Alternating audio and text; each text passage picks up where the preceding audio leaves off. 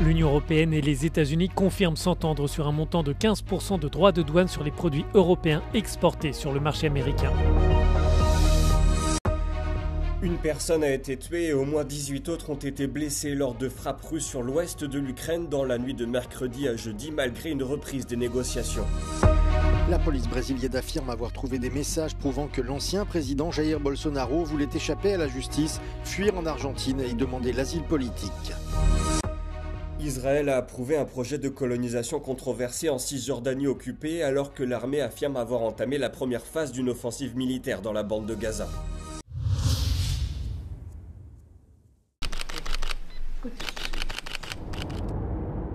L'Union européenne et les États-Unis passent des intentions commerciales à la mise en œuvre.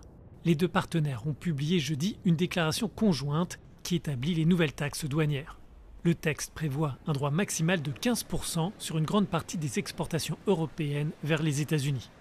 Une nouvelle fois, la Commission européenne défend ce compromis qui fait l'objet depuis le mois dernier de nombreuses critiques. Let me say this clearly. The alternative, a trade war with sky-high tariffs and political escalation helps no one.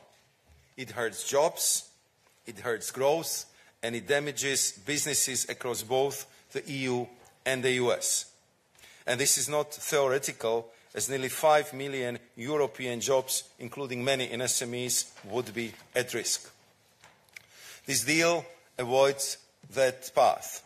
Ce montant de 15% inclut finalement les voitures, les produits pharmaceutiques et les semi-conducteurs. Des incertitudes persistaient pour ces biens. En revanche, la déclaration conjointe demeure plus floue concernant l'acier et l'aluminium, deux productions qui enveniment les relations transatlantiques. We still don't have a clear solution on the steel and aluminium tariffs, where here it says there's supposed to be a tariff rate quota, meaning that there will be some amount of steel from Europe that will not have their 50% tariffs on them, but we don't know how much that will be and what will be the actual tariff rate on that. Des exemptions au plafond de 15% sont accordées pour les avions et les pièces détachées, les médicaments génériques ainsi que les précurseurs chimiques.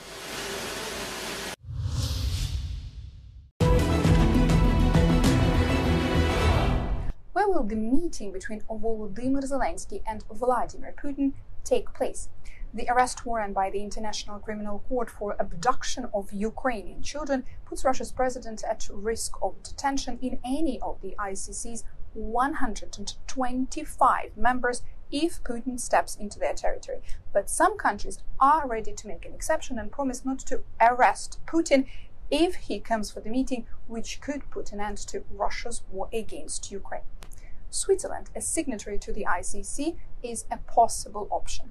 The country's foreign minister said Switzerland would be ready to host Russian president for any peace talks on Ukraine, despite an existing arrest warrant for him. Austrian Chancellor also weighed in, saying his country, also a signatory to the ICC, supported any initiative leading to just and lasting peace that protects Ukrainian and European security interests. Now, where else could this meeting take place?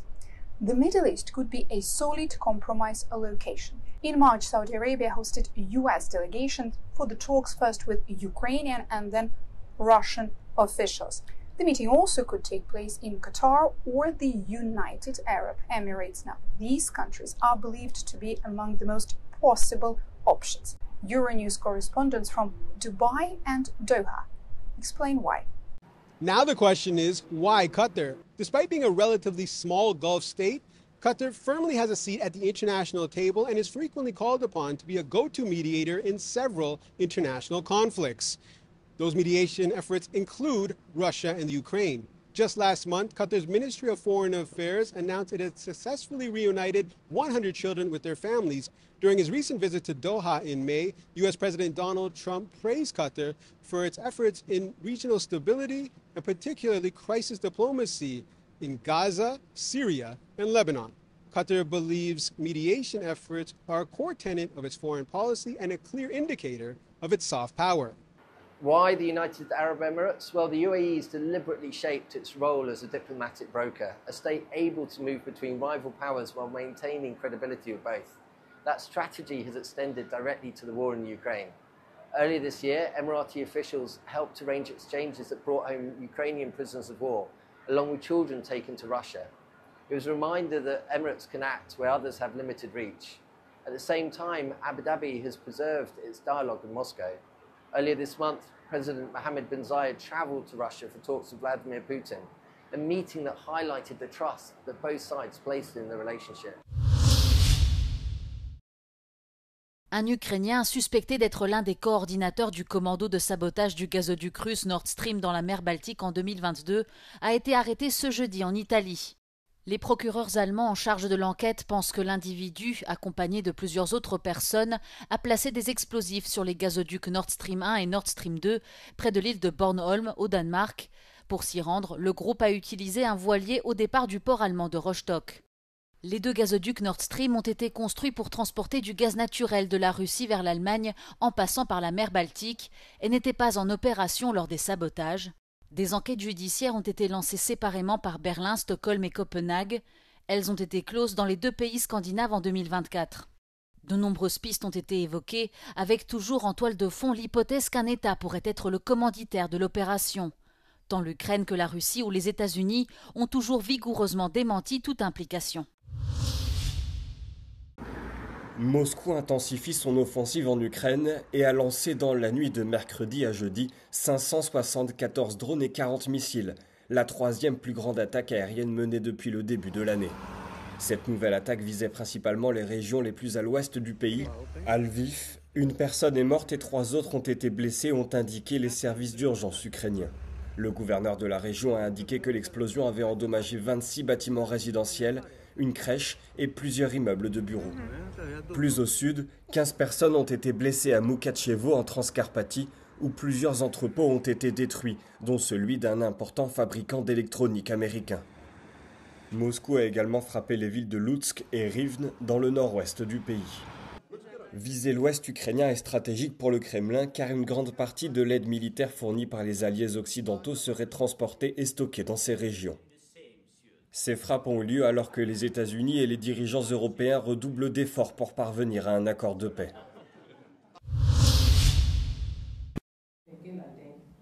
Le procès d'un ancien ministre danois pour pédopornographie s'est ouvert jeudi à Copenhague. Henrik Sass Larsen doit répondre de 2 chefs d'accusation.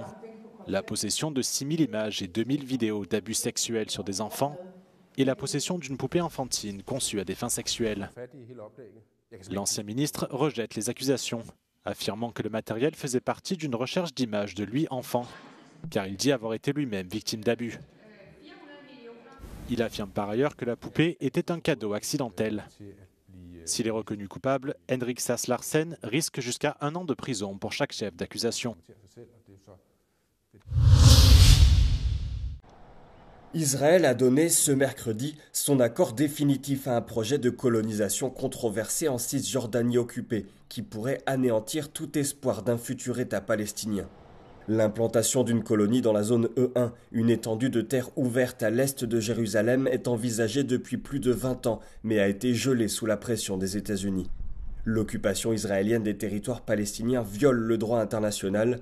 Le projet a donc été condamné par les Nations Unies, ainsi que par plusieurs pays européens, dont la Grande-Bretagne et l'Allemagne. L'implantation d'une colonie dans cette zone couperait la Cisjordanie en 2, éloignant encore un peu plus les villes palestiniennes de Ramallah et Bethléem, et rendant le quotidien des civils encore plus difficile. Alors que l'attention du monde se concentre sur la bande de Gaza, les Palestiniens de Cisjordanie doivent faire face ces dernières années à des attaques de colons israéliens, à des expulsions et à des opérations militaires qui entravent leur liberté de mouvement. Dans le même temps, de fortes explosions ont été entendues dans le nord de l'enclave palestinienne, l'armée israélienne déclarant avoir entamé la première phase de son offensive planifiée pour s'emparer de la ville de Gaza. Une annonce qui a été faite alors que les négociateurs s'efforcent d'obtenir un cessez-le-feu pour mettre fin à cette guerre qui a déjà fait plus de 62 000 victimes depuis octobre 2023, selon le bilan du ministère de la Santé du Hamas, jugé fiable par l'ONU.